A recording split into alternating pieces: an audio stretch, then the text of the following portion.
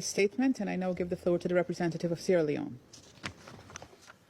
Thank you, Madam President. I thank you for convening this emergency meeting of the Security Council.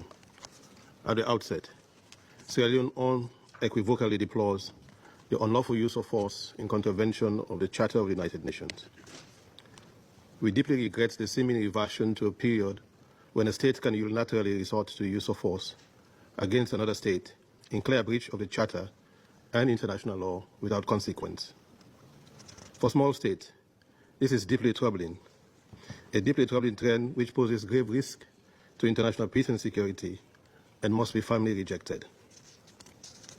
Turning to our agenda, I thank Under-Secretary General Rosemary DiCarlo and Director General Rafael Grossi for their important briefing. We express grave alarm over the recent report of military strikes by the State of Israel against the territory of the Islamic Republic of Iran, including strikes on or near sensitive nuclear facilities, including the main Natanz nuclear facility. We are deeply troubled by the loss of life, as according to report, the strikes killed senior Iranian officials, nuclear scientists, and civilians. This development represents a dangerous escalation at a time when the Middle East is already facing multiple and overlapping crises. The region, in our view, is at a precipice, and this moment calls for restraint, responsibility, and diplomacy. We note with deep concern the letter dated 13 June 2025 from the Permanent Representative of Iran, issued as document S/2025/379, which brings to the attention of the Council very serious report of violations of the sovereignty and territorial integrity of Iran. Any such use of force, especially across international borders, raises significant concerns under international law, including the Charter of the United Nations, which prohibits the threat or use of force against the territorial integrity or political independence of any state. We are further troubled by the potential implications of military operations affecting nuclear facilities. As Director General Grossi of IAEA has previously cautioned, any military action targeting or threatening nuclear facilities poses severe risk to human lives, the environment, and regional security. Attacks on nuclear installations could have catastrophic consequences far beyond the region.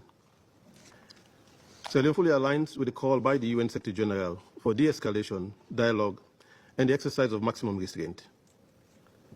This is a time for diplomacy, not confrontation. We urge all parties to step back from the edge and to recommit to diplomatic channels as the only viable path towards durable peace and stability. Madam President, the Middle East has long been plagued by cycles of conflict and mistrust. But history has also shown that bold diplomacy, even in the most difficult moment, can yield hope. We therefore call for an immediate cessation of hostile actions and urge the revival of regional and international efforts aimed at de-escalation and mutual security assurances. In this regard, Sierra Leone reiterates its long-standing position that the only path to lasting peace in the region lies in good faith negotiation based on international law and the principles of the UN Charter. We reaffirm the sovereignty and territorial integrity of all states in the region and underscore the need to avoid provocations and retaliatory measures that may trigger wider regional conflagration.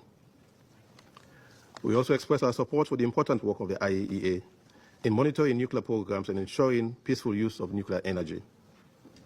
The independence and impartiality of the agency must be respected by all member states.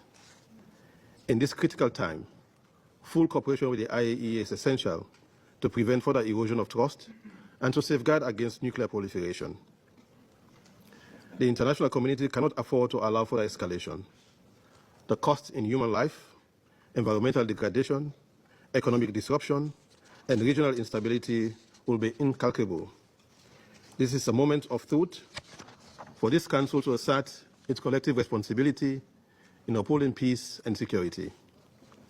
Therefore, we call on global leaders and states with influence to emphasize the need for non-military approaches at this time and to promote dialogue, particularly through the IAEA, as an international technical institution entrusted with overseeing the peaceful use of nuclear energy. We reaffirm the Security Council's responsibility to promote de-escalation and preserve international peace and security through peaceful and lawful means.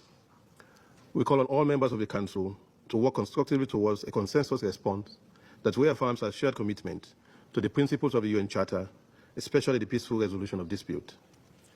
In closing, Madam President, Sierra Leone urges all concerned parties to take a step back, to de-escalate, and to return to the table of dialogue. The world is watching, and history will judge the choices to be made in this defining moment.